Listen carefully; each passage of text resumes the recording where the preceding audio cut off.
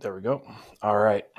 So we've got 5 projects on our watch list so far this week.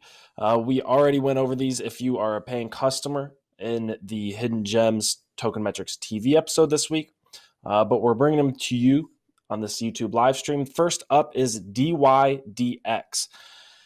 You may already be aware of this project. It does not have a token yet. This is a decentralized derivatives exchange that has implemented a layer 2 ZK rollup solution. It's Starkware's ZK rollup solution, considered probably the best ZK rollup solution in existence currently on the Ethereum blockchain.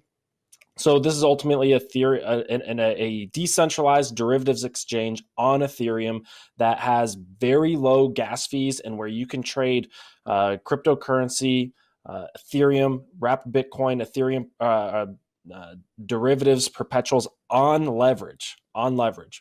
There's been over $6 billion in trading volume executed on DYDX. This is a project that's competing with Injective Protocol. This is a project that's competing with Perp, and they've yet to launch a token. Yet they have raised a pretty insane amount of money. They just raised $65 million in a Series C. Before that, they raised $10 million in their Series B. And before that, they raised an additional $10 million in their Series A. So they've raised actually around $87 million so far from top tier investors and VC funds in the space, including Andreessen Horowitz, Polychain Capital, Three Arrows Capital, Brian Armstrong, who's the founder of Coinbase, and you've got other big investors investing in this space. This is probably decentralized derivatives is probably one of the spaces that I'm seeing the most money and the most bullishness come in from top tier VC funds, whether it's Injective Protocol, who I believe has seen investment from Mark Cuban, or Perp, a project that you guys know we like, that has seen investment from huge VC funds. Decentralized derivatives is absolutely a value play going forward. Beyond that, DYDX is already an established platform with tons of trading volume, and they've got a very solid team. They've got the team that can accomplish their goals. So there's not a token yet. However, we've done some research, and we do believe that it's pretty likely that DYDX could be launching a token sometime potentially in Q3 of 2021. So in the next several, technically in Q3 already, but sometime over the next couple months. It's very near on the horizon, and it's probably worth using this platform. If you're not in the US or if you're not in the US and you can trade perpetuals on DYDX, it's probably worth using this platform a little bit just in case they do an airdrop. Next up is Gitcoin. Gitcoin scored very well as well. And Gitcoin does open source funding for blockchain projects, particularly within the Ethereum or predominantly in the Ethereum ecosystem. Their token is GTC, and it's a governance token for making decisions and governing Gitcoin, right? Gitcoin provides grants to Ethereum projects, blockchain projects, or just general open source projects. They've provided over 16 million in funding to open source projects in their lifespan. They have over 90 employees. One of the things about this project that puts me on the edge about investing in it, probably would have scored an 85 or higher on our fundamental review. And the reason it didn't is because right now their token is primarily governance. So it's not a cash flow positive token. There's no rewards for voting in governance decisions, and it's unclear at this point in the crypto space how much demand governance only tokens drive. Right? Do people really want to participate in governance of these protocols and these DAOs? So other than that, Gitcoin, very solid project. Next up is Opulus. Opulus is very interesting. It's very early on in its stage. There's no token and obviously no market cap yet. And they're interestingly building on Algorand instead of Ethereum.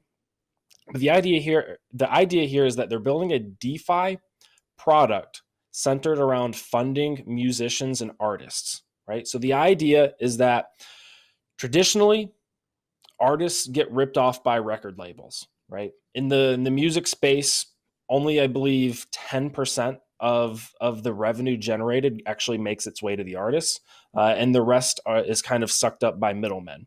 Right? This is a project that's actually launched and backed by a large record label with over 100 employees. They support over 500,000 artists. They've processed over $1 billion royalties in their lifespan, and they represent some big artists such as Ed Sheeran, Chance the Rapper, and Sam Smith.